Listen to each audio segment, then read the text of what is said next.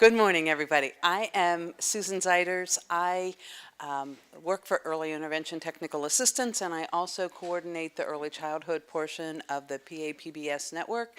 But as I look around this room, you guys all know that. I mean, these are all pretty familiar faces in here. And we're going to talk today about some of the new data, new pieces that things are changing in the how we are implementing PAPBS or program-wide PBIS in Pennsylvania. So we're going to talk about what you are going to need to know. And with me is... Good morning. I'm Amy Newswanger. I'm with Early Intervention Technical Assistance as well, and I'm the Central Regional Facilitator. So if you are in the Central region, you probably know me a bit better than if you're in Eastern or West. So I'm really happy to see so many fun, familiar faces here and reconnect with you all. So Sue's going to take the first half here, so I'm handing back. So before we get started, I actually have a couple of commercials or whatever, just in case anybody left before the end or missed it or forgot or whatever. We do actually have your badges today, those of you who are being recognized for fidelity. So please, excuse me, grab your box lunch and come to the Nigerian room over the lunch break, and we'll have the opportunity to do pictures. We have your badges there and so forth. So we hope to see many of you there. The other thing that I wanted to say to you is that we have a little bit of additional information in this presentation compared to the webinar that happened at the beginning of April.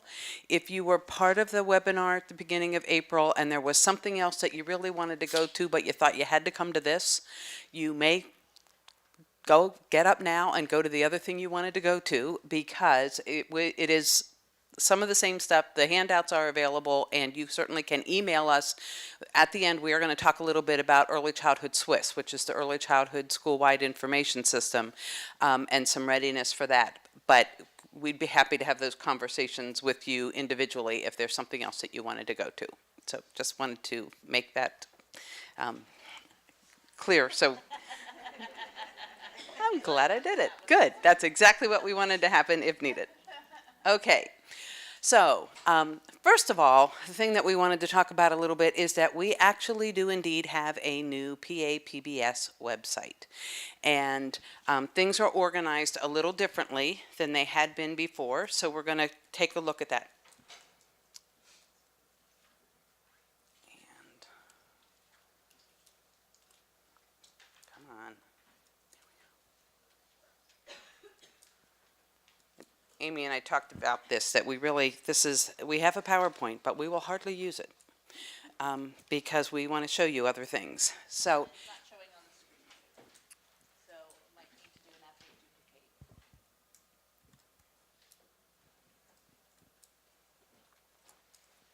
oh, we solved that.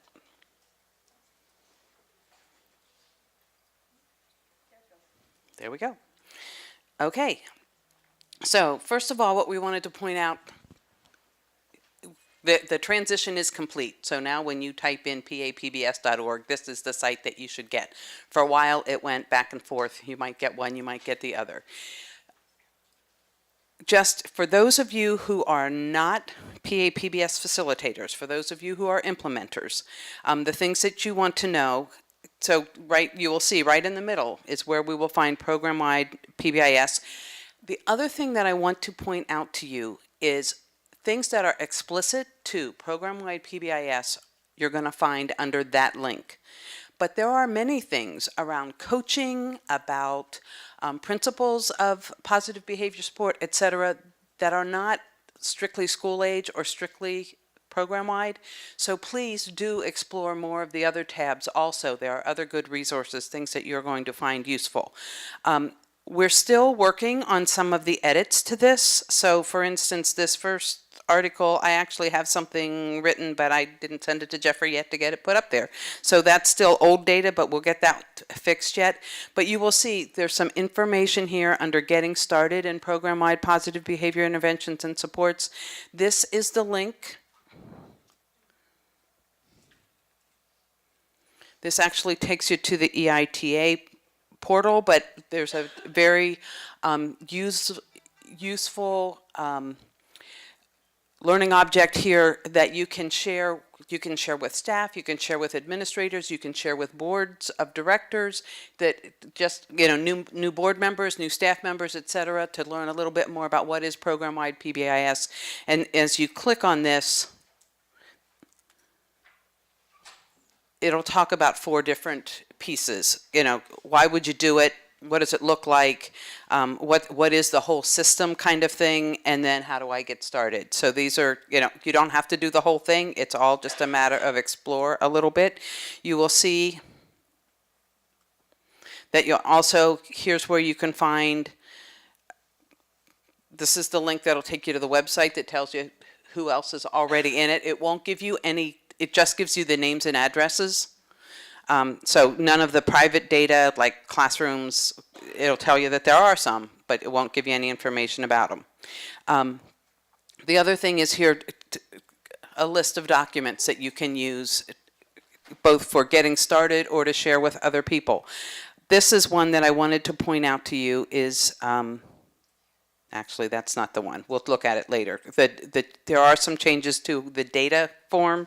Where do you report and where? But anyway, take some time, explore. We've got national organizations. One of the things that you should be aware of is you're used to always seeing links to CEFL, the Center for Social Emotional Foundations for Early Learning, and TAXI, the Technical Assistance Center for for Social Emotional Intervention, and those are gone.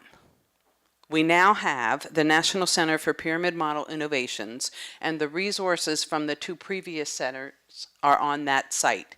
The address for this site is the same as what TAXI had been, but they were federally funded grants. They have gone away. This is a new federally funded grant, and they've organized everything together to kind of keep things moving forward.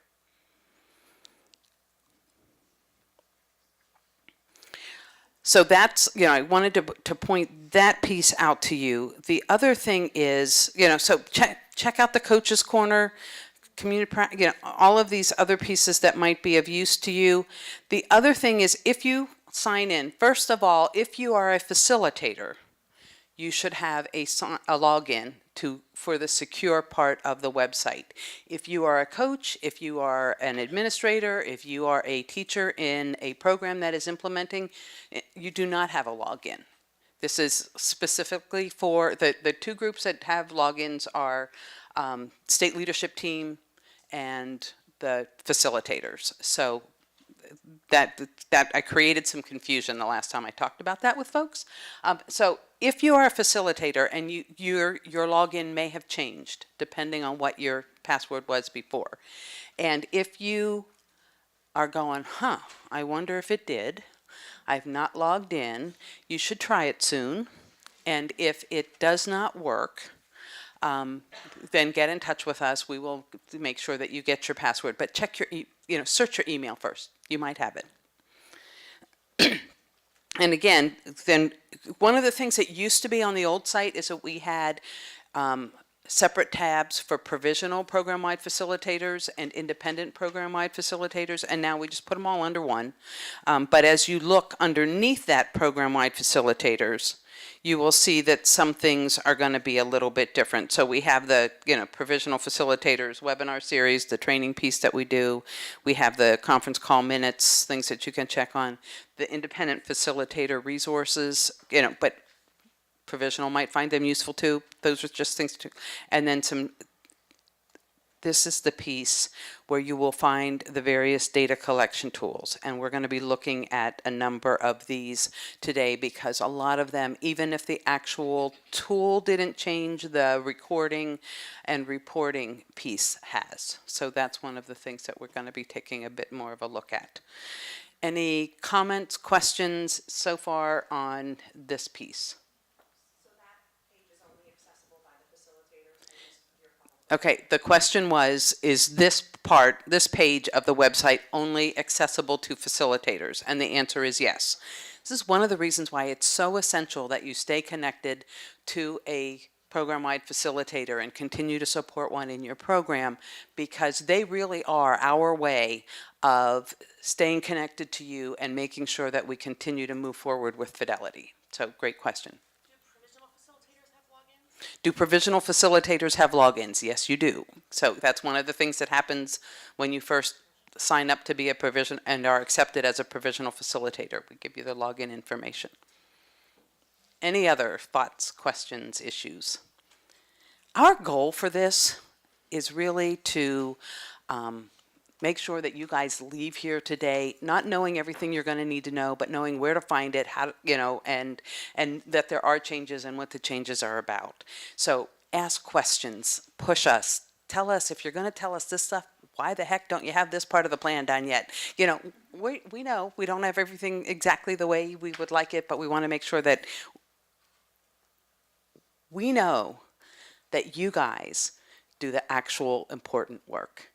I'm not minimizing the fact that you need state level support, but we can do anything we want and nothing's going to change if it's not for all of you. So push us, ask us, tell us what you need, and we'll try to see what we can do to make things go a little more smoothly for you. Okay.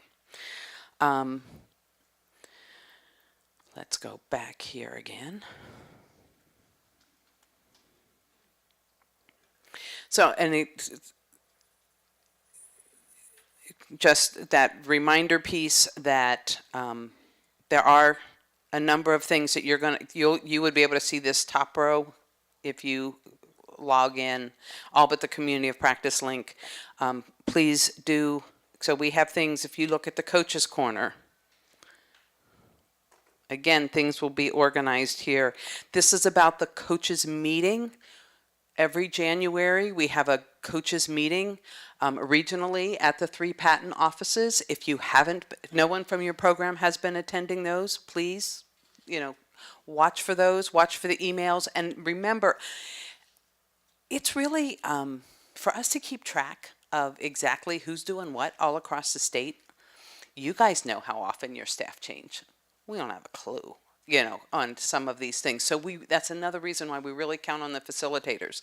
So those of you who are facilitators, whenever announcements come out about things like Coaches Day or other events that are happening, we really count on you to share that with the other folks at your center. So in case you had forgotten that, or if those of you who are feeling, gee, I don't hear about these things, push your facilitators a little bit. Make sure that they're giving you that information. If we look at the coaches' resources, you will see that we have some things specific for program-wide, some for elementary and middle school, and some for high school, because we know that things don't all look the same everywhere. And and it'll take you to tools, it'll take you to coaches' minutes, it'll take you, and we'll continue to build that over time. So I just want to remind you, if it doesn't, not everything related to program-wide is under this tab. Check out resources, check out Coaches Corner, check out other things that would also have pieces related to program-wide. Okay.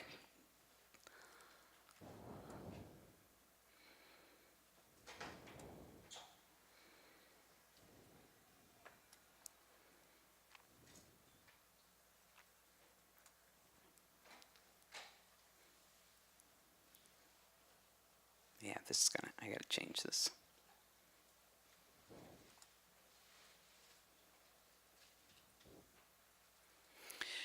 Yeah, one's up.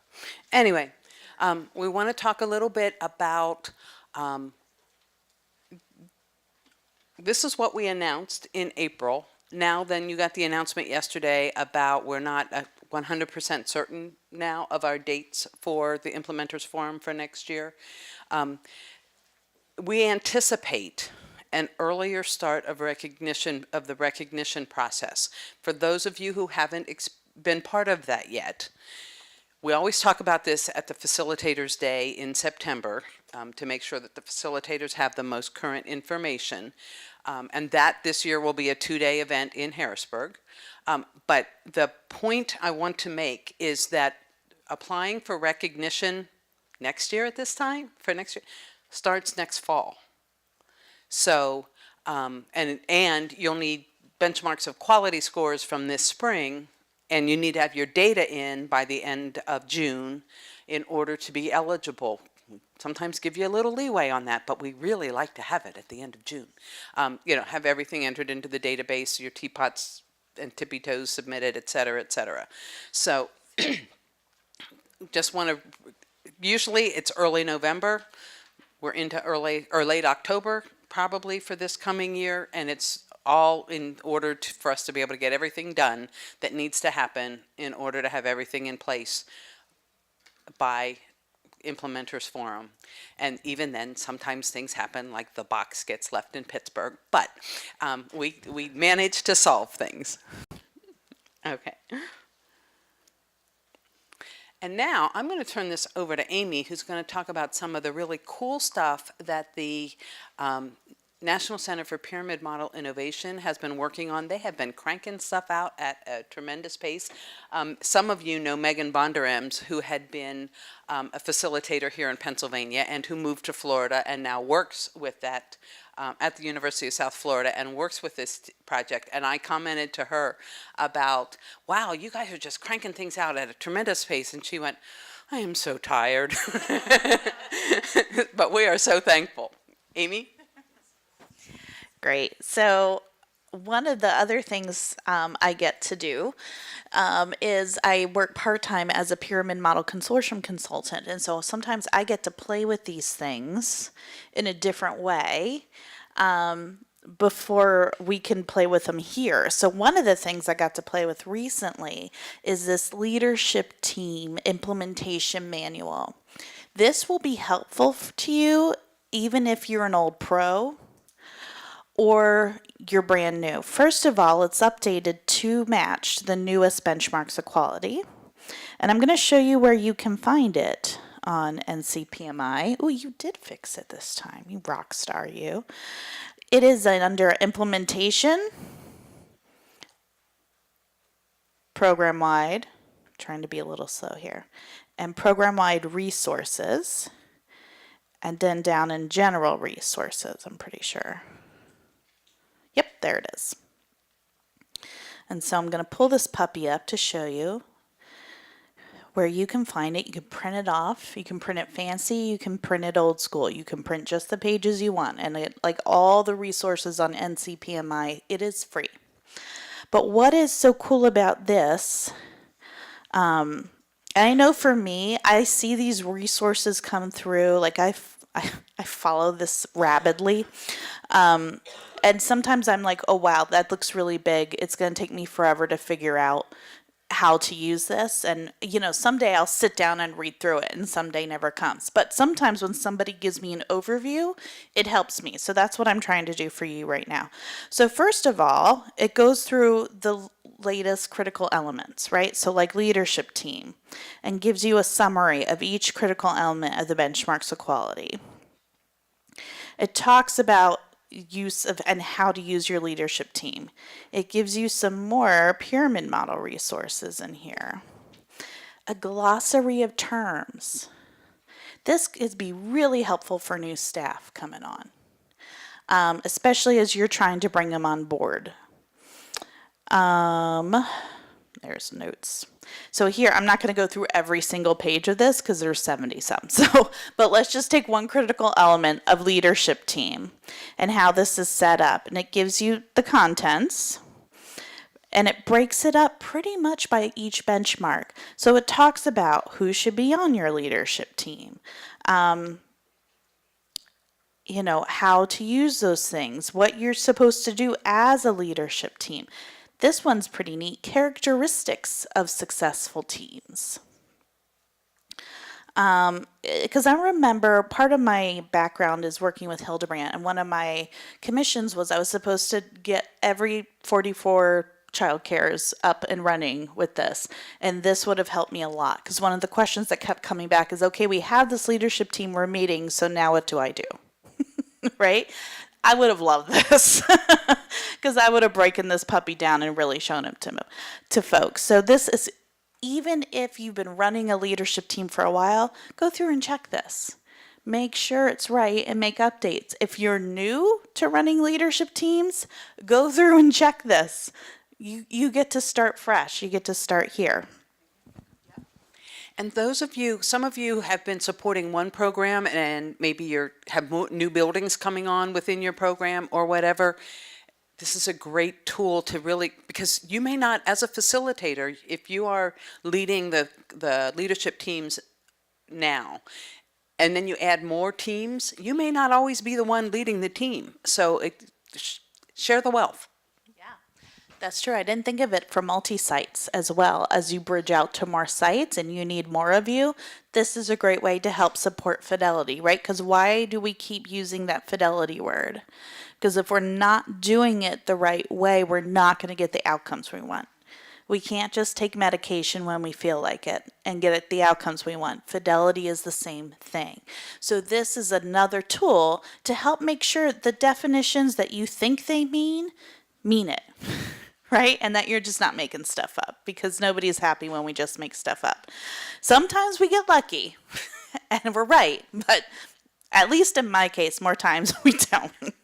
So, and here, this is the other part, and there's a case study that runs through each critical element. That's super helpful. It's a real program down in Florida. One of my Pyramid Model Consortium colleagues, Elizabeth Appleton, worked with this program directly. So she knows these people. This is legit. So it's not just something they made up in Honey Pie World.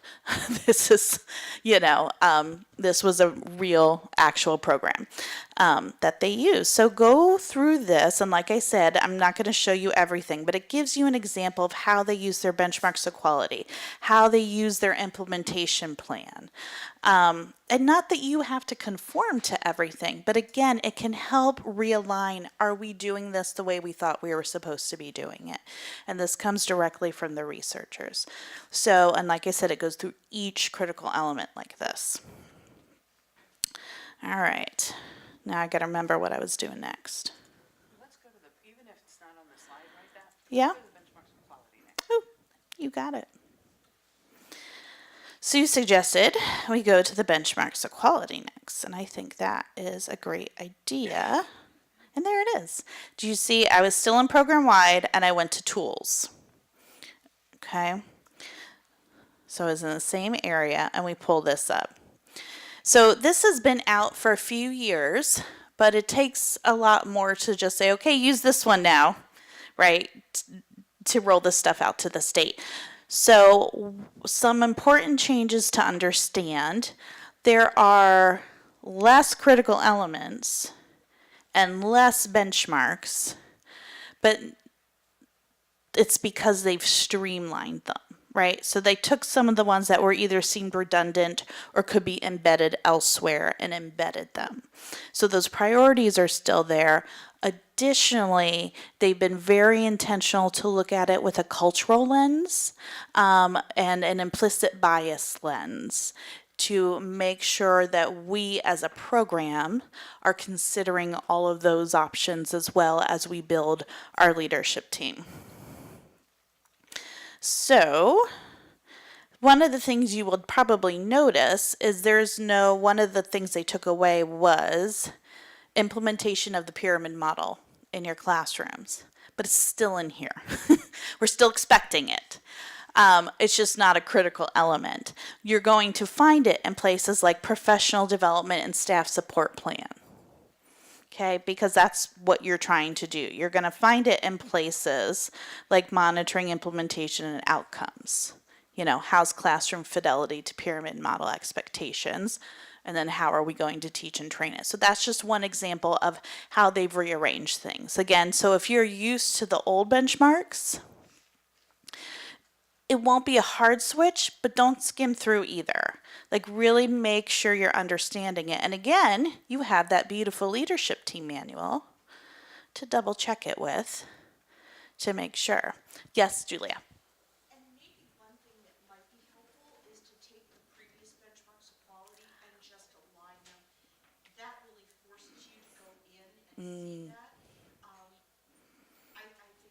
think it's not going to take you that long to do it, but it will help.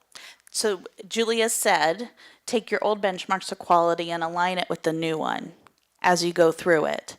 That would be worth a good solid leadership team meeting or two to just do that. To say, what is our new baseline? And how does this impact what we're doing and what changes do we make? So When do we start this? we are starting this. Sue asked, when do we start this? We start this in the fall. Okay? So y'all need to transition to this in the fall. Miss Joan. So we submitted our benchmarks of quality for this year in the spring because we need that for next year. Correct. That means that we need to go back in at some point in the fall and redo. Let me repeat her question, and then I'm going to let Sue answer it. So she said, so we're submitting the old one in the spring so that we qualify for recognition. Yes, that is correct. And then in September, do I need to go in and redo the new one to also? I'm going to let Sue answer that one for recognition purposes. So for recognition purposes, no, but you're using a new tool, and if you're going to want to measure progress, if you're going to want to know what is now expected that wasn't on the old one, you're probably going to want to complete a baseline version. No one's coming out and, slap your fingers, but we strongly recommend that you do revisit for, in the fall or whenever you're ready to start with the 2.0, that you do go through and find out where you are so you know what you have in place and what you might want to focus on and put in your plan. Question over there. I just want to make sure I'm clear because I'm kind of hearing a lot of stuff. So for October and submissions that are going in for recognition of next year, in the spring this year, we would complete the old BOQ. In the fall, we would complete a new BOQ and then use that data to determine whether or not we're submitting in October or no. Okay. Thank you for the question. The question was, okay, if we're doing one this spring on the old benchmarks of quality, kind of finding out where you are, this is a recognition question. So, for instance, programs that got recognized this year decided to submit for recognition based on where they were at this time last year, really. So, when you're thinking about next year, you will be making the decision whether or not to submit for recognition next year based on where you are now. So that's why you need your, we want you to complete before the end of June, make sure you have updated your benchmarks of quality, the old version, sometime in this, that was taken care of this year. Many of you have done that. If you haven't, please do. As we move forward, and if you've done that, that's the benchmarks of quality that we'll be looking at for recognition purposes for next year. Benchmarks of quality 2.0 is not going to have any impact on recognition in May of 2020. Now, you might be going where I'm thinking, so we'll get to you in a second. We have on the state leadership team agenda, after the Implementers Forum is over, to come up with some explicit language for you about how do we sort of make this a hold harmless process for the first year, because we're asked, it's different. It has some different things on it. You haven't been asked to do it before. So for those of you who are sustaining, it's going to be based on the stuff that you updated for this year. So if you did a benchmarks of quality and you submitted it for sustaining, you're golden. Okay, for next year, for applying for next year. Okay, another question.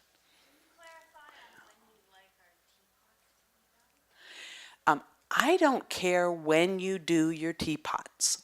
What we care about is that by June 30th of each year that you have completed and submitted your teapot and tippy-toe scores.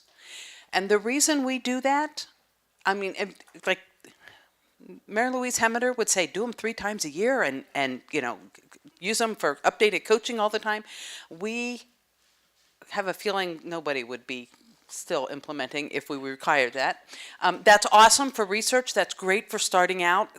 And you may find that you need to do that sometimes when you're as a coach. But what we expect as a network is annually that you complete those with your staff and that you use that information to help guide your coaching, but you can make it fit your program year. Just know that the program year runs from July 1st to June 30th, so every year within that sometime. Okay. Another question in the back. So with the new benchmarks of quality, you just got recognition this year. We're gonna start the new one. Now, what is the impact if my scores go down? And that's, so the question was, all right, I just got recognized. So I'm kind of mellow for this year, and now next year it's going to be a new benchmark of quality. What's going to happen if we continue to do good work, but because we have different items, the score goes down? Are we going to lose our sustaining piece? And that's the piece that I'm saying we are dedicated to making sure that that doesn't happen to you. What exactly the language is that we're going to give you about that, we have it on the agenda to discuss with our larger state leadership team in the next meeting or two. So we will get back to you on specifics, but I am absolutely committed that we have a hold harmless year. That if that we will learn from the first year, but I don't know exactly what that's going to look like. Another question in the back. I don't know if this sounds crazy, but so we typically would do our benchmarks of quality now at this time of the year, and we would look at progress and then possibly be submitting, right? Mm-hmm. For this. So I know that we're not going to be tied to using the 2.0 version until the fall, but we also do a benchmarks of quality for our overarching program wide. We have a lot of sites. So should we, and that's what we use for now, our planning even into the summer and into the fall. So would it be acceptable for us to use the new version now? Okay, so the Does that make question. sense? For the overarching program, not individual sites. Yeah, the question was, knowing that they want to do some planning sooner rather than later, is there any problem with starting to use the BOQ 2.0 now so they can move forward with their planning? The short answer is no, there's no problem. The slightly longer answer is, if you are using benchmarks of quality to submit for eligibility for recognition for next fall, that should be, and if you just got recognized, you've already submitted those, probably, have updated your data. But if not, get an old one in for this year. If you do the new one at the same time because you want to use that for planning, awesome. But get the old one in for this year. So on the network, right now, both options are there. We can click. Actually, on the website, that's the next part we have to talk about with this. The BOQ 2.0 at this point is not on, it's not on where you've been submitting the old benchmarks of quality, and it's probably not going to be. What we are figuring out is whether to update that database or whether we will start using the PBIS assessments, which is a national database. It would give you access to a few other things. It doesn't cost anything to use PBIS assessments because they like getting all of this information and being able to look at it on a national basis. But we're trying to sort out a few little details because we would like to be able to look at aggregate data, state data, and that requires us doing this right. So that's another one of those meetings that there were just so many things going on trying to get this put together that some questions have not yet been answered because we just couldn't do all of those pieces. But Tina Lawson and I have a conversation scheduled to make sure that we sort this all out, and we will be giving you clear information. In the meantime, go ahead and fill out the benchmarks of quality that you have. There is a spreadsheet that will graph it for you on the website. Another question, Patty. I'm very sorry, I just want to be crystal clear, because now I think I have the full understanding. We are going to do an old BOQ in June. That data will be used for submission in October for recognition next year. The new BOQ completed in the fall, if the score is down a little bit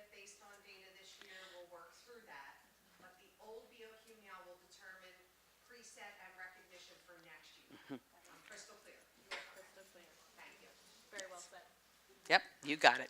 Oh, to capture that for the microphone, she got it right. This year, to summarize where you are for this year, complete the version we have been using of the benchmarks of quality and enter it into our PAPBS database. Then you'll use the new one in the fall. It will not negatively impact your eligibility for recognition, but you start using it in the fall because you want it to start guiding your implementation. You can do it whenever you want, but I would strongly recommend that you do a baseline version, just so you know where you're going. Cool. Good questions, everybody. And we will still be here because we know that we don't have a lot of the answers yet, which is frustrating. So thanks for hanging in there with us. But that's also why we're having a hold harmless here, so that we can figure this out, because you shouldn't be punished because we're not quite sure how to do this in the most efficient way. That's the least annoying to you. That really is the goal, believe it or not. So some things to help you, some other tools on NCPMI that will help you as you transition to the new benchmarks of quality. Again, we're talking about fidelity so that we're not making up our opinions of what we think the new benchmarks of quality means, but that we are coming at it with accurate translation. The NCPMI has two tools that, and I will show you how they work. First one is Pyramid Model Program Leadership Team Guidance on Preventing the Use of Suspension and Expulsion and Promoting Equitable, Inclusive, and Culturally Responsive Practice. It's a mouthful. But basically, it takes you through the benchmarks, and I'll show you it. I'll do a quick overview, but it takes you through the benchmarks and says, these are the benchmarks. Here are some ideas to how you can implement things so that you are not using suspension and expulsion and you're promoting equitable, inclusive environments. And that it also has resources. Additionally to that is the Cultural Responsiveness Companion, and it's set up similarly. It literally lists the benchmarks, it writes them out for you, and then it shows you where resources are that can help you meet those benchmarks accurately. So let me show you where they are. Let's see if I messed up what Sue had fixed for me, because it seems like something I would do. Oh, I didn't. That's exciting. All right. So we're still in implementation, program-wide, and resources. All right. So I haven't gone anywhere else in the NCPMI website. Here is the Cultural Companion. And again, it gives you table of contents. So if you see here, these are the benchmarks. And if you're looking on it here, so say you want to look at item 29, here you go. So you don't have to keep scrolling if you don't want to. Sorry, I know that's really small. But if you see over here, the benchmark quality item 29, here it's written out here, program staff respond to children's problem behavior appropriately using evidence-based approaches. Here are the culturally responsive elements to adapt to. Approaches include considerations of trauma and social emotional development. Responses are relationship-based and emphasize natural consequences. And strategies for responding to undesired behaviors include using the child's home language and ethnic communication styles. So there's 3 ideas of how to do that appropriately. And over here are resources that you can click on to find, oh, well, that's a problem. We'll let them know. So this happens to us too all the time. So I've gotten that a lot. So we'll let them know some of their stuff's broken because that's a bummer. But I think I'm assuming more are, let's see if this one, yes, there's one that works. Okay. So then there's a resource to kind of give you more information. So that's the cultural companion to your BOQ. And then here is that mouthful one that's about supporting your leadership team to prevent suspension and expulsion. It gives you suggested process. It gives clear definitions. This is something I think that will be really important because I remember in my time in Head Start, it was code, right? We think he just needs a break around 10:30, so if you could come pick him up then every day, that's suspension. Okay? I didn't like to think of it as suspension, but it is by definition. It clarifies those definitions. So at least you know what you're working with and what you're dealing with. And you start there, so you can start breaking down your own little codes that you've been using, which is not a fun process. That was very humbling for me because I really felt like I wasn't. And so give yourself some grace, but then do something about it. And so here are some other things. Develop and clearly communicate guidance and disciplinary practices. It gives you lists of how to do that. And here's the related benchmarks of quality items that it goes with. And then again, here are resources. So these guides seem kind of overwhelming. So how I recommend it is in the fall, when you open up the new 2.0 BOQ, have these guides there with you. If it's super clear and you feel like you can rate it, then rate it. If it's not, check these guides with it because you can literally click around to find the benchmark and what else it might mean that you might not be considering, and then grade yourself accordingly. Because this is a third point to give real language to stuff that I know I'm still learning about and trying to figure out how to do well. And so they've done a lot of this work for us, so we don't have to make stuff up and pretend. Questions? Yes, ma'am. I just want to say this is really cool and awesome, and I'm excited to use this. But am I correct in thinking that this is the first time we kind of have something? Yes. So, yes. Was that? Oh, she's asking if this is the first time we've had a guide like this. I would say yes. I just wanted to make sure because I've never seen one, and this is really like I'm really looking forward to using this. Oh yeah, I would have like really been excited about something like this. Absolutely. Yeah. Good question. Oh, Julia has something. Go ahead, Jules. And I think especially if you're a facilitator, don't feel like you have to own this. No. This is something that should be shared with your core leadership team. They should become fluent with this. You can help to guide them, but it's not yours. So always make sure that you are including your core leadership team members with these documents. And thank you, Julia. That is very important. The comment was that this is not just for facilitators. Share this with your core leadership team. This is for you. Share this with your administrator. Share this. Make sure that everyone who's part of implementing this is aware of these guides. And I just wanted to comment. We have a few people, but Joan pops out, and that have been, besides EITA folks, who have been part of this journey since the beginning. The number of resources that exist now that did not exist then is more than the entire number of resources we had in the beginning. So, yeah, we also are thrilled that more of these things exist.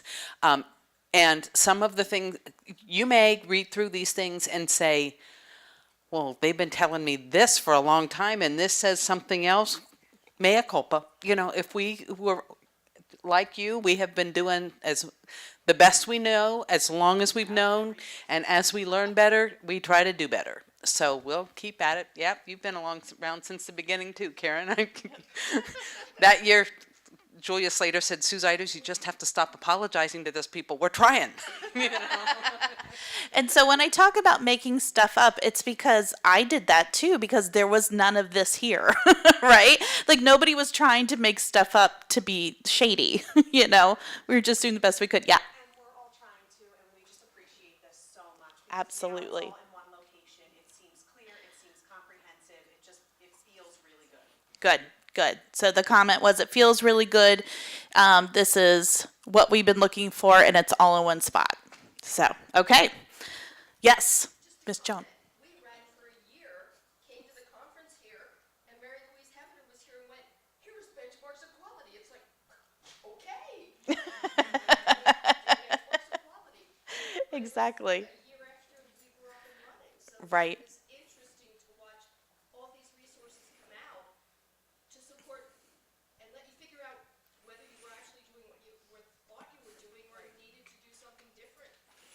So Joan just said, if you all couldn't hear, that we were doing stuff for a year without even a benchmarks of quality until one year they came here and Mary Louise Hameter, who's one of the lead researchers, was like, here's a benchmarks of quality, and we had to go back. So we've all been in this together. Nobody's expecting perfection. We're expecting sincerity. And if you are checking your data and you find you did stuff wrong, guess what? You're doing it right because you checked your data. And now you can fix it. It's not because perfection is not it. It's if you check your data and you do something about it, you're doing it right. Okay? All right. So, speaking of data tools, in the meantime, now, back to implementation. So I went back to the home page, just so you know where I am. I'm on the home page again. Went to implementation, and now I'm scrolling down to data decision making. These are some other beautiful tools. The ones we want to highlight is, of course, we talked about the benchmarks 2.0. Oh, yeah, the lookout. Oh, yeah, that's. I'm there. That's all right. I've been whispering stuff to her too that she was already on top of. So, here it is. So you can get it here if you want to start looking at it, mentally preparing it. Here's a beautiful Excel spreadsheet already created for you if you like Excel spreadsheets. And this goes with every data thing. This is what I'm going to really pull up. This is something, again, I would have probably given a kidney for because I was collecting data. I had stacks of data, baby. But I was like, okay, so now what do I do with it? I don't even know what questions to ask. So it literally takes you through, gives you, it's almost like if you've seen the routine space guide, it's almost like the data version of this, right? You might be seeing this. So identify critical elements that are not in place by looking at the graphs. So what are some questions you might ask? If this is your first one, what elements are a priority? Are the benchmarks that are not in place part of the same element? So should we just fixate on one element this year, or are there patterns? Do indicators that are not in place have a common theme? So common theme is if we have better family engagement, this might bring up this critical element. So let's focus on family engagement, right? So it literally takes you through all of these things. I'm not going to read them all to you, just giving you an idea of how to use them. So, because I know sometimes it seems really obvious what an issue is. But even still, here's something to check. Is there a question I'm not asking that might get us and save us some time in flopping around and trying to pick stuff out? And the very exciting thing is there's one of these, look, think, act, for every data tool that's here. There's one for the teapot. There's one for the tippy toes. I will come back to them. Sorry, now it's not working to scroll down. There's one for classroom coaching contacts. Bless you. Now, here's something I want you to think about. If you are using the coaches logs in the PAPBS network, this will work for those too. You don't need to, please use the NCPMI data stuff for coaching. Whatever you want to use, go for it. It's not going to be a problem. But if you're just using coaching logs, we're not saying, okay, do that and this Excel spreadsheet. But here's some look, think, acts that you can now look at with your coaching logs. What are you seeing? How many cycles? You can triangulate that with our teapots. If we're not getting enough growth, are we doing enough coaching cycles, right? Again, the same thing. This might be what you're seeing. If you're seeing this, here's some questions to ask yourself. And here's some actions to consider. So if you can't tell, I get really excited about these things. Some folks have noted the BIR system. It is like when we say system, we mean system. It's a system. This Excel spreadsheet has been kind of scary to me, just full, but Sue Zeiders gave me a really great tip. There's pretty much only one page you can enter anything into. So if you can't, you're not supposed to. You're not doing it wrong, like I thought I was. It just means it's locked because you're not supposed to put anything in there. It only has one page where you put your data in. And this part I did know. If you read the system instructions, it will. I know. I like to just try to figure stuff out first and then get really frustrated. And then usually Sue or Julia says, but did you look at the manual? And I say, why would I want to do that? Why would I want to make sense? But there are instructions for all of these Excel spreadsheets. What I love about this one is it will highlight if there are some cultural disparities in your BIRs. It will highlight those problems for you. It'll literally say alert on your spreadsheet. I didn't know you could do stuff like that on a spreadsheet. I probably shouldn't keep saying this stuff out loud. You guys are going to be like, why does she still have a job? Yes. I'd be happy to. She asked me to go back to BIRs. So, and go to the first, go back to that page. You can't just click on those and open those up. Thank you. Yes, Julia brought up the point. You can't just click on those and open those up. To download it, you send them your name and your email and your organization and what you are, and that you give them permission to contact you with feedback, and that you'll promise to fill out surveys. So they're still trying to understand it. They're not asking for money. They will not ask you for money or sell you stuff. They just want information as you use it. So once you fill that out, you'll get an email with it immediately. Jen. I just want to share for anybody, I don't know if anybody is using this, but when you learn something new, it's important to share. Yes. We started using it with our program, and because of the size of our program, we needed to have it be a shared document. Uh-huh. For one person that's putting in the program information, and then that one page for the actual child information. If you are using a system like Google Drive and you're uploading docs to share things that way, you upload it to your system. It needs to be uploaded as a file and not a sheet. Okay. All those pretty pivot tables that give you your graphs, Yes. they will not work. It'll break. Okay. Upload as a file. So her tip was, if you want to use Google Drive, upload it as a file for sharing, not as a sheet, because it will mess it up otherwise, which makes perfect sense. Yeah. Thank you, Jen Matishka, for sharing that. Jules. And when you download it, and it's very quick, there is also a link that has a video. Oh, I forgot. Thank you. There's a link with a video that comes with the materials when they send it to you. Watch that. Clearly, I missed that. It's a manual. It's a manual. It's a manual. I avoid those. Lisa Gregg. And above that video link, there is also an email that you can contact. They want you to email them with questions and Yes. support you through using their system. Thank you, Lisa, because that I do remember hearing at the national conference this year. What Lisa said was there's an email, and it's to Myrna Vagia, I believe, and they are committed to get back to you. So if you have questions of like, I have been trying to use this system, I have watched the video, I have read the manual, I have been sitting down, I'm only entering stuff into this page, and I am not sure how to get this, email Myrna, and she'll get back to you. Okay, Kim. Karen, dang. I've only known you like for 10 years.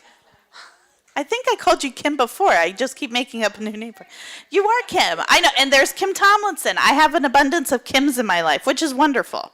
But you are Karen. Sorry, Karen. Are there any concerns with confidentiality? Like, since you're giving them permission to contact, are they looking at any child-specific data? No, they can't access the data. No, they can't access it for you. It's a private thing. Yep, but that's a good, so I'm sorry. Her question was, because of confidentiality, were you giving names or anything like that? Can they like look at your sheets that you're entering? And they cannot. No, it's just to get survey info from you. So that's a great question though, Karen. Thank you. Oh,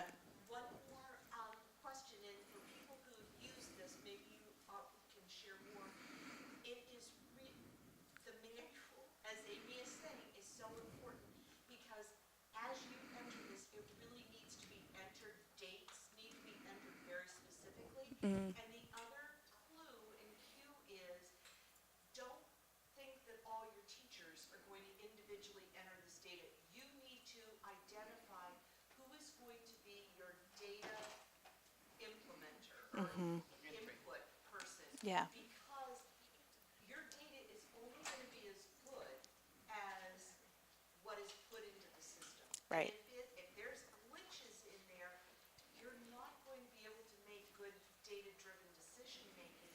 So you're in a process right now. Help to think about who's going to be your person and how this is going to be so incredibly helpful for your core leadership team around data-driven decision-making. So just to summarize what Julia said, then I'll get to you, Beth. Make sure you have one person entering this data. It is not, A, it's probably not reasonable, but also B, you're going to have a lot more mistakes if you have different people entering it.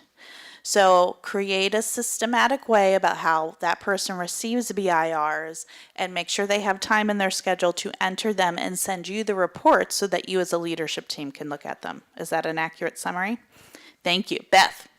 Is the behavior partnership website then becoming obsolete, or is this going to be something? You'll repeat the question too. So the question was, for those of you who've been using the behavior partnership database, is it now obsolete? I have not been able to get him to answer any emails for more than a year. I think for a while we were the only ones using it then, so we can't add anybody. We can't, if something goes wonky, we can't get it fixed. We aren't saying you can't continue if you still have access, but nobody new can be added, and sooner or later it may just fall apart. So,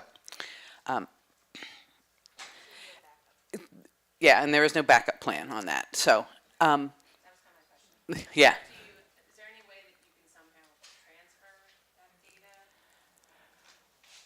So can I transfer data? No, I can't. So the question was, is there any way to kind of transfer the data that you've had on behavior partnership into this new system, into a new system? And I'm going to take you off your plan in a minute here.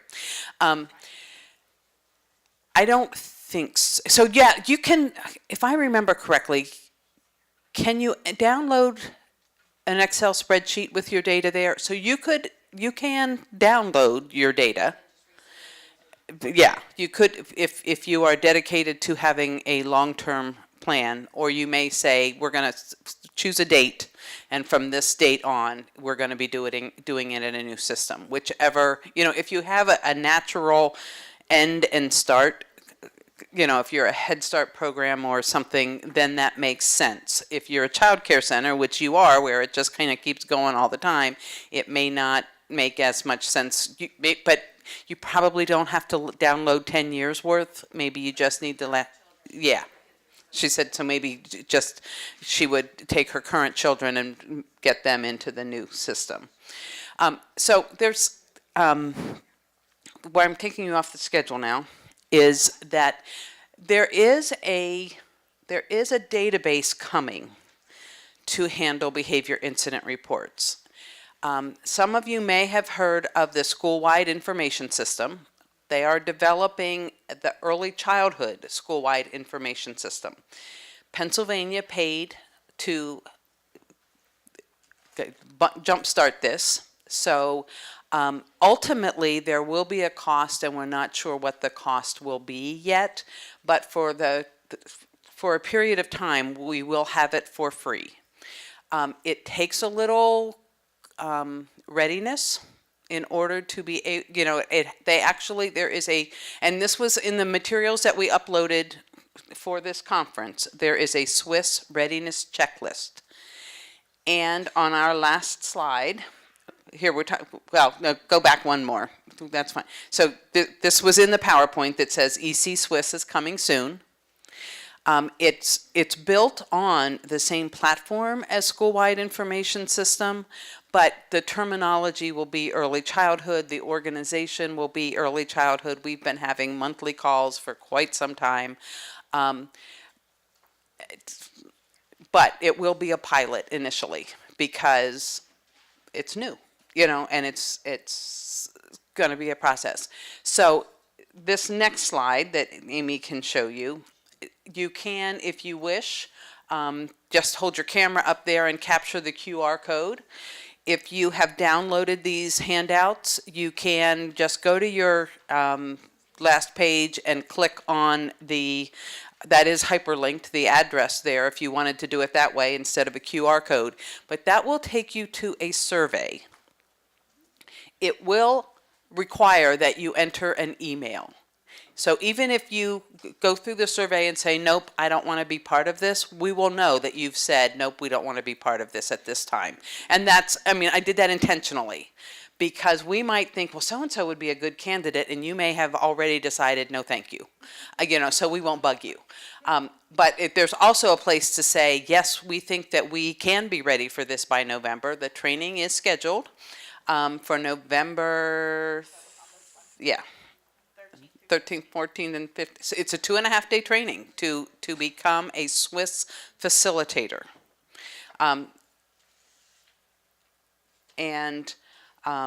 That wouldn't be everybody here, but you know, there'll be some information about that.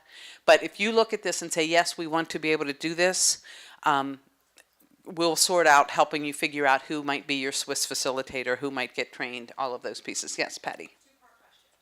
So you said eventually there will be a cost. Do you mean a cost to programs to access it, and what would that cost be? So the question was, you said that there will eventually be a cost, individual program cost, and at what price? And the answer to the first one is probably, and the second one is I don't know. Here's the issue. For schools, they do one flat rate. So there are a couple of things that we have to sort out here. One is they are aware that the average child care, Head Start, whatever, is not anywhere near the same size as the average school district or school building. And so we're figuring that piece out. The other piece is that there are ways to bundle how many sites are purchased at a time. And we may, if we are able to do it as a state, and you would sort of buy through a state account, that would definitely have a positive impact too. And as we said, we initially, that was part of the deal. Yep, we'll help fund getting this ready, but then we want some time back. And how long that will probably be dependent on how many people we have enroll in the beginning. Can you talk about what is the difference between EC Swiss and the BIR worksheet, yeah. So the question was, can we talk about what's different between EC Swiss versus using the BIR spreadsheet? The BIR spreadsheet is exactly that. It is an Excel file. And it will basically give you the information that you want. And it will give you some graphs and things, but it is exactly that. It is an Excel spreadsheet. Putting things in a database gives you a little bit more flexibility. It gives you some ways to perhaps, if you have multiple sites, to be able to look at things differently, some of those pieces. There's no requirement that you use EC Swiss. The BIR spreadsheets will do this for you.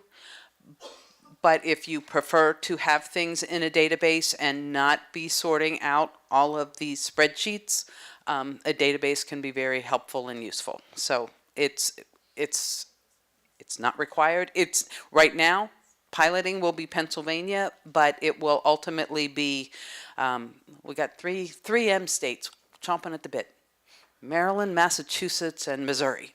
But what is required for our program-wide implementation is That you do BIRs. Oh. The data list that says what is the PAPBS data that you are supposed to be collecting and using, BIRs are part of that. So yes, looking at behavior incident reports is a piece that you need to do using, but we don't care whether you use the BIR database or the BIR spreadsheets, or whether you use EC Swiss.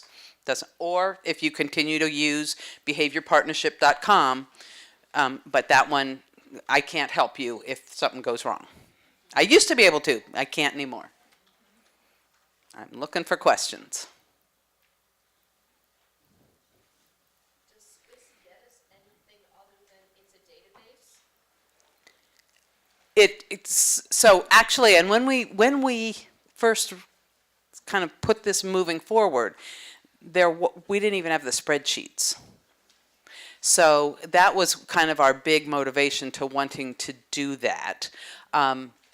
It also gives you some continuity over time, because once it's in the database, it's in the database. Whereas if you have to start a new spreadsheet, you got to start from scratch, kind of thing, for a new year or some of those pieces. So ultimately, I think it does provide some efficiency. Not everybody's going to want to use the EC Swiss. Some people will prefer the spreadsheets, and that's fine. It's the same data, and both will give you information about equity and disproportionality. Both will give you information about, we'll ask for information about program responses, like what happened after this. Was the child sent to the office? Was the child kicked out? Was the child, anyway, any administrative responses. I'm going to let Amy respond, and then we have two questions. Comment. My other quick comment is if you are connected to a school district in any way, that might be a benefit too. I know some school districts have Head Starts and stuff in there, and those kids end up going to that school. That could be a benefit if you're connected in that way. So, Patty, and then Beth. Are BIR slightly customizable? I don't believe so. No. And The BIR that's on there it appears school age heavy, and there are things in early childhood that are slightly different. I mean, when you send kids to an office, we don't. Are you using the right BIR? print it out. So when they say sent to the office, I think they're thinking of like the director came and took them to their office. Like, I know it's not like the same school-wide thing. And I would say just because it's not used in your program in that way, then you would just instruct people not to use that one. Yeah, Julia. I think it's really, really important when you're looking at that, it's a BIR system, it's not a Chinese menu. It's use it as the system that it was intended, and if you have questions, go back to the manual, because there are questions. I had questions about that administrative section that's on the new BIR, because I said to Susiders, oh my gosh, what is this? Use it as it was developed for the fidelity implementation. Yeah. I think it's really important to use all the tools. That's why you're going to want to download it and use it as it was developed. Just like we don't customize the BOQ, don't customize the BIR system. Yeah. So were you able to hear that? She was, but I know. So she was saying, I always say, like, they're all so good. I don't want to miss any part. Basically, it's really important to download these systems and use them as they're designed. So checking the manual and make sure we're not customizing it, because we might be missing something then. Is that an okay summary? Okay, thank you. Beth. Can you show where the Swiss readiness checklist is? Can we show where the Swiss readiness checklist is? So I'll let Sue do that. And while she's doing that, because that's an excellent question, are there other questions? Catherine, I almost made up a name for you, and I know you too. So, behavior partnership, how long was that? I'm not a facilitator, I'm a coach, but I'm just wondering if you're going to put a lot of time into the EC Swiss, is something similar to the behavior partnership going to happen where they just suddenly like stop? You know what I mean? So, like, how now the behavior partnership isn't really continuing. Will that same thing happen with EC Swiss? Is that what you're asking? I was going to say, yeah, exactly.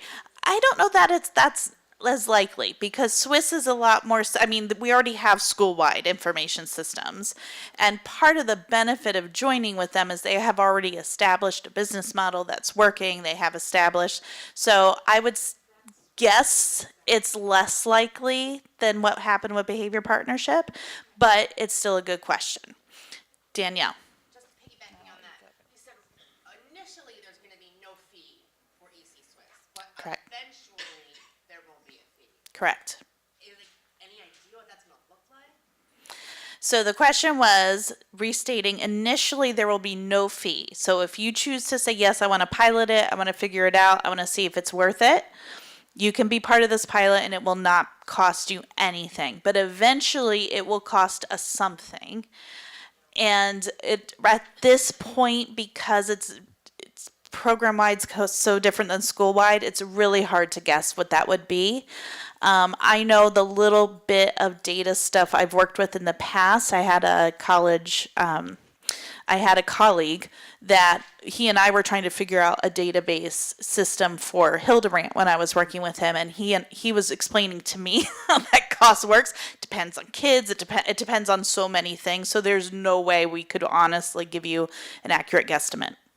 Okay, let me give you what I do know. So first of all, those of you who went to the link to download download handouts for this session, the Swiss Readiness Checklist is in that folder. So that's one. But if you didn't do that, or if you forget where that link was or whatever, your other option is PBIS apps, which is www.pbisapps.org. And you will see that there are multiple things. But I just clicked on this Swiss suite because that's what we want to focus on. But you can also find the benchmarks of quality 2.0, some of those pieces. And there is actually here a try the Swiss demo. They don't have an EC Swiss demo yet, but it would give you the opportunity to see what some of the things are that are there. If you click on Get Swiss, it starts there with Swiss Readiness Requirements.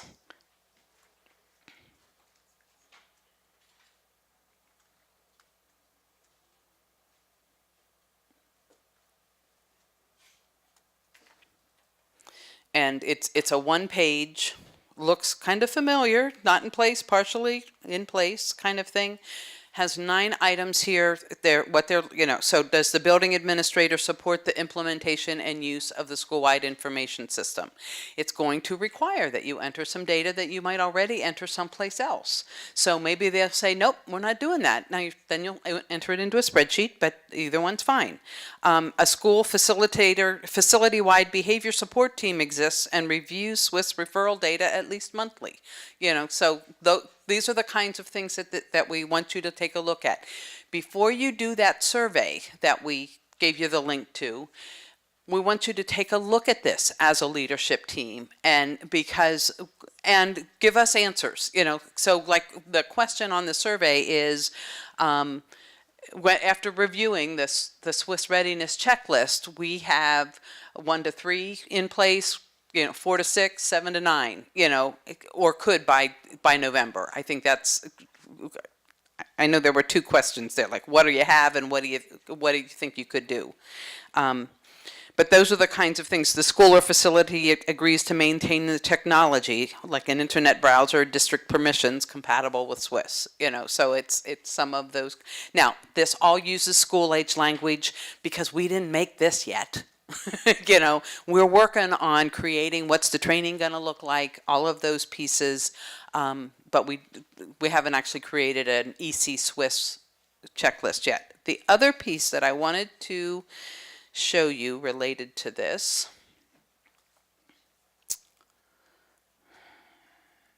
get back here.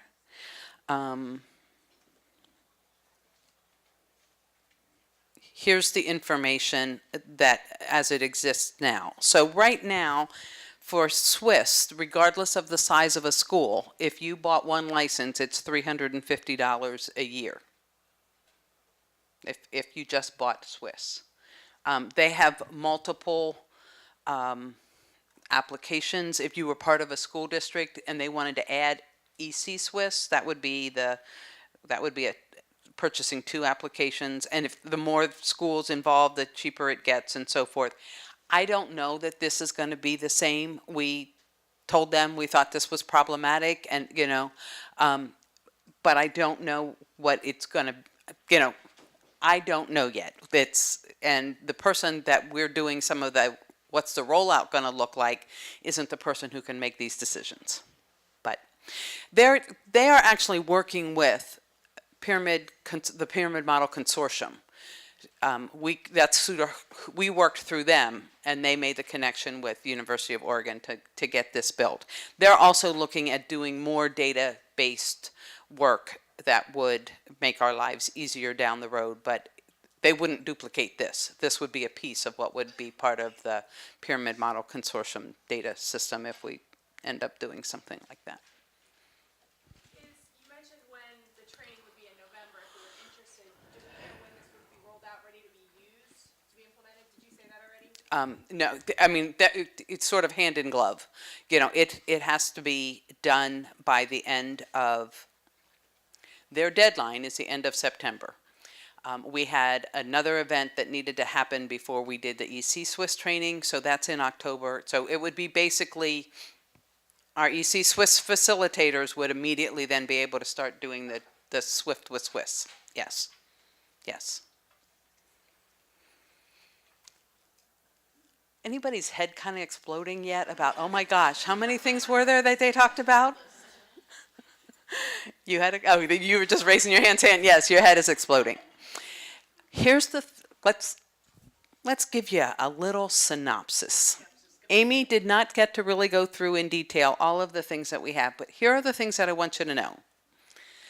And it was in the downloadable handouts, and I believe the correct one is uploaded on the PAPBS website, but I will double check that. We did revise the network data requirements for early childhood for 2019-2020, so that it now reflects where you should submit your data and what forms you should use and so forth. So you have a place to go to get that back, you know, to be clear about that. The things that are important to remember, so things like the new benchmarks of quality has that spreadsheet that you fill in when you do it, and it will then give you charts, you know, so that you can kind of see how you're making progress over time. The same with the teapot, the same with the tippy toes. Here's the thing that I really want to emphasize, and it may sound like a no-brainer, but I can't tell you how many times I have received updated forms that don't have the old stuff, you know, and that you do a new one every time. Don't do that. When you've started a spreadsheet, you know, so if you enter your teapot data, they all have at least 3 administrations available. So when you do them again, you might have somebody that, you know, that's not there anymore that won't get time 2, or you may have new people to add, but use the same one again, because then you'll be able to see progress over time. And when you submit them to us, we're able to see your progress over time without having to do so much work. That's the same for the benchmarks of quality, the teapot, and the tippy toes. And I just want to repeat what Amy said, which is if you try to enter data and it won't accept it, you're on the wrong page. Go back to the instructions and figure out where you're supposed to be. And then, because a lot of stuff is locked down, that's to protect you and be able to make sure you continue to see graphs. One thing we didn't talk about was the new teapot graphs as well, the teapot Excel sheets. So for classrooms and schools that have used the old graphs, we're not going to be able to combine them on the new format, correct? So the question was, if you had teapots already recorded on the old form, you wouldn't be able to, you know, match them up necessarily. That's kind of your choice. If you felt like, well, I really want to capture the last one that I had along with the new one, you might want to enter the old one, and, you know, but I wouldn't go back and do your entire history. I would keep it, but I wouldn't go back and do just to have it all on the same spreadsheet, because it's not necessary. You can start with your new one if, you know, you can start with a new form. It'll just give you more explicit information than what we had before. With the updates to the new BOQ in the fall, are there also then updates to the new is there a new preset and scoring system that's associated, or is it not changing? No, the preset is a totally, the question was, is there also a new preset now that we have a new BOQ? The preset is a totally different tool. So at the moment, no, nothing is changing. It actually is much less explicit than the benchmarks of quality. It doesn't capture everything. The reason we use the preset is in order to have a manageable way to verify the first time you guys tell us that you have met a certain level of criteria. We go and you know have in order to have an objective tool to look at to kind of verify what we've seen. There is another new tool coming out called the Spiffy. And I don't even remember what the letters are for that, but it's a fidelity tool. It would look at all 3 tiers in more explicit detail. It's longer, it's kind of intense. We are definitely going to be looking at that. We piloted that with some of you. I remember being to visit you guys with that. We haven't made a decision about whether we would make a change to that or not. The challenge is want to make sure stuff's pretty accurate, want to make sure stuff's pretty manageable. So those are the pieces. That's why we use the tiered fidelity inventory only for tiers 2 and 3 and not for 1, because while it's excellent for school at tier 1, it's a little bit of a hard fit for early childhood at tier 1. And it works, but it works well for tier 2 and tier 3. Other comments, questions, issues? Julia, do you have your code page handy? I do. I want to thank you all for all of your questions, challenges, you know, really working through with this, patience with this. And we will be scheduling some practice things with the teapot and with the benchmarks of quality and so forth in filling out the forms. There's no requirement that you participate in them. You have manuals, you have videos available and so forth. But for those of you who would rather talk to a real person, we will do some of that, and you know, we'll be getting those dates out. They'll probably be, I know we asked some questions about the teapot, and some people like say, I want them before I do it, and some said, I want them after I have them done, so then I remember how to enter the stuff. So we'll probably do an early fall and a late fall, you know, to kind of give people opportunities, but stay tuned. We'll let you know about those things.